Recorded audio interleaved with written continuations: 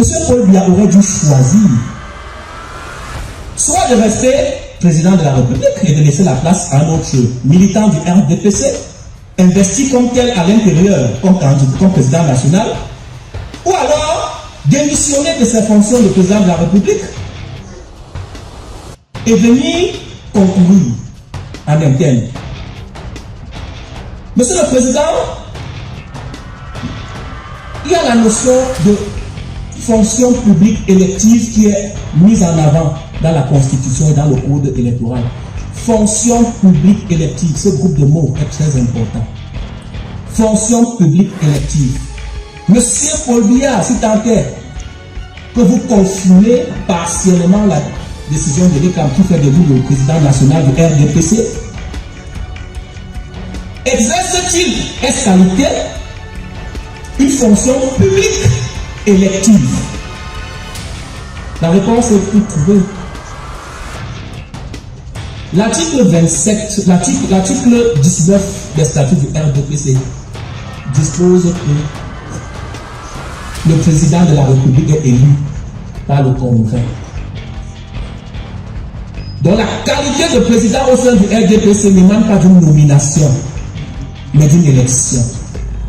Et cette élection se fait à l'intérieur d'un appareil politique, qui est un parti politique.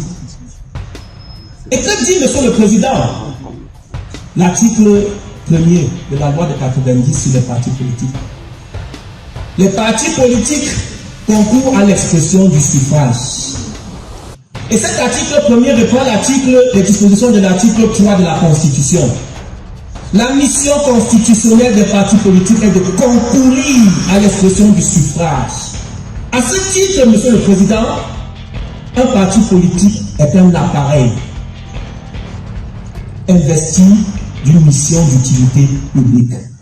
Et c'est d'ailleurs en cette qualité, Monsieur le Président, honorable membre du Conseil, que les partis politiques reçoivent des subventions dans le cadre de leur fonctionnement et que l'article 284 du Code de la loi portant Code électoral impose et prescrit qu'en matière électorale, puisqu'ils concourent à l'expression du suffrage, c'est-à-dire à la conquête du pouvoir, ils doivent être appuyés par un financement public. À la différence des simples associations qui ne reçoivent pas de lettres, pas de financement, sauf lorsqu'elles sont reconnues d'utilité publique. Vous voyez, même là, le législateur met l'accent sur la notion d'utilité publique. En ce qui concerne les partis publics, leur essence même, c'est de conquérir le pouvoir, c'est de participer au scrutin. On ne crée pas un parti politique juste pour le bénéfice de ses membres. Monsieur Paul Biya est aujourd'hui président de la République parce qu'il a été porté à la tête de l'État par un véhicule qui s'appelle le RDPC, qui est un parti politique. En tant que président de la République, sert-il seulement les intérêts de ses camarades?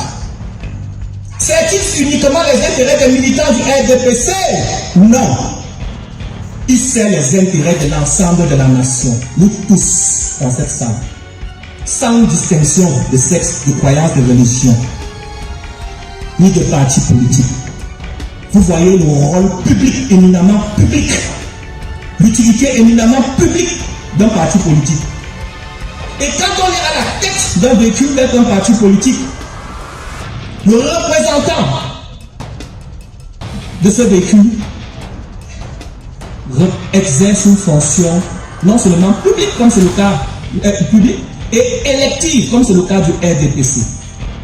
La vérité du RDPC n'est pas forcément celle des autres partis politiques. Nous ne savons pas ce qui se passe dans d'autres formations politiques. Mais en ce qui concerne le RDPC, nul ne peut prétendre agir en qualité de président national s'il est élu.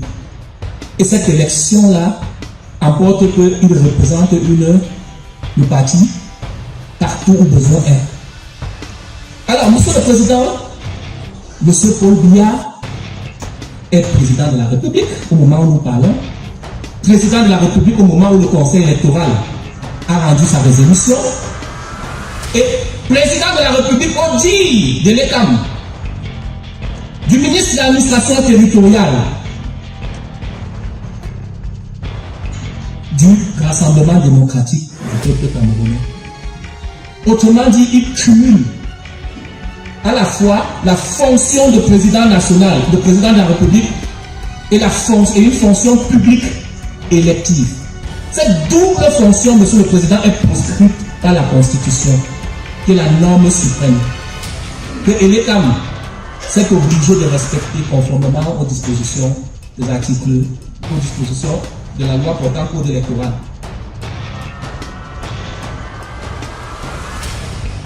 La loi portant code électoral sanctionne cette situation-là de l'inéligibilité, cette situation d'incompatibilité fonctionnelle, de l'inéligibilité du candidat à l'élection. Là, Monsieur le Président, la discussion a été évitée à dessein. Pourtant, elle a été portée dans le recours introductif d'instance de M. Hilaire Léon Onana. Elle est là, sous vos yeux, Monsieur le Président. Comment ferez-vous pour esquiver cette question qui ne traite pas de l'investiture, Monsieur le Président? Donc, si nous vous concédons le fait que vous ne rentrez pas dans les affaires internes du parti politique parce qu'il y a une question d'investiture, il y a une question subsidiaire ou secondaire posée par M. Hilaire Onana Léon, celle de l'éligibilité de M. Paul Biya. Le simple fait, Monsieur le Président, que l'ECAM n'ait pas répondu à cette question, vous venez de lire, Monsieur le conseiller rapporteur a bien fait de lire la résolution portant rejet des candidatures. L'ECAM n'a pas répondu à cette question. N'a pas répondu à cette question. Et vous devez répondre à cette question, Monsieur le Président. Sinon, Monsieur le Président, votre décision aura été partiellement motivée. Si l'on s'en tient au rapport de Monsieur le conseiller rapporteur, vous devez mettre ce rapport de côté. Reconsidérer ce rapport en incluant les observations que nous sommes en train de faire. Vous devez dire aux Camerounais, vous devez dire à M. Hilaire Onana Léon qu'en tant que juge du contrôle de la régularité des candidatures, M.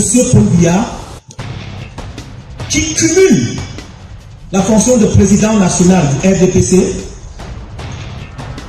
et de président de la République, est éligible à compétir à l'élection à la présidence de la République ou pas. C'est une question centrale, Monsieur le Président, que vous ne pouvez point esquiver. Et nous sommes convaincus que lorsque vous allez rentrer dans le secret du délibéré, vous allez mettre de côté le rapport de Monsieur le conseiller rapporteur pour non-réponse aux conclusions et sous le bénéfice de tous les développements que nous venons de faire, et vous allez répondre à cette question. Monsieur le Président, nous avons également constaté d'entrée de jeu que Monsieur le rapporteur, sur la question, le deuxième point de la requête de M. Léon Hilaire Onana, la mise en congé de certains membres du Conseil constitutionnel. Monsieur le rapporteur parle de récusation de certains membres du Conseil constitutionnel. Mais, Monsieur le Président, il s'agit de la dénaturation des faits soumis à l'appréciation des sages que vous êtes, Monsieur le Président. Avant de répondre à une question, il faut quand même restituer ce que le demandeur vous a soumis. Nulle part dans la requête de M. Hilaire Onana Léon, il n'invoque la récusation. Le moyen invoqué n'est pas la récusation, Monsieur le Président. M. Léon Hilaire Onana est quand même conseiller. Il a quand même pris la peine de lire la loi. On ne vous demande pas de récuser certains membres du Conseil. La récusation signifie, Monsieur le Président, que pour cause de suspicion légitime de certains membres du Conseil, l'on soumette la question de suspicion à une autre juridiction pour qu'elle apprécie et que l'on revienne devant vous afin que vous puissiez continuer l'examen de la procédure. Ce n'est pas ça la récusation. La question mise en avant ou à vous soumis par M. Hilaire Léon Onana, c'est la mise en congé d'office de certains membres du Conseil constitutionnel. Vous êtes des technocrates, des techniciens. Ne vous trompez pas sciemment. Dites-nous, Monsieur le Président. L'article 23, le fondement juridique de la demande de M. Léon Teller Onana, c'est l'article 23 de la loi numéro 2004 portant statut des membres du Conseil constitutionnel. Exactement, Monsieur le Président. Mais exactement, Monsieur le Président. Monsieur